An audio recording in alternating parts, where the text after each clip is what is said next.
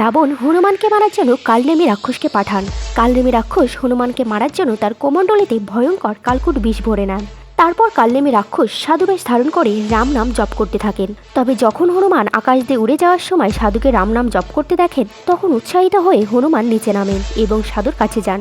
সাধু তখন বলেন তিনি এক পালকই হনুমানকে হিমালয়ে পৌঁছে দিতে পারবেন। হনুমান সাধুর কথায় সম্মতি হন। তখন সাধু তাকে পাশের একটি সরোবর থেকে স্নান করে আসতে বলেন। যখনই হনুমান সরোবরে নামেন এবং স্নান করতে লাগেন, তখনই একটি কুমির হনুমানকে আক্রমণ করেন। হনুমান তার বল ও পরাক্রম দ্বারা কুমিরকে বধ করেন। বধ হতেই কুমিরটি একটি অপ্সরায় রূপান্তরিত হয়। তখন অপ্সরা হনুমানকে বলেন সে এক ঋষির অভিশাপের কারণে কুমির হয়ে গিয়েছিল। এমনকি কালনেমি রাক্ষসের চক্রান্তের ব্যাপারেও জানান।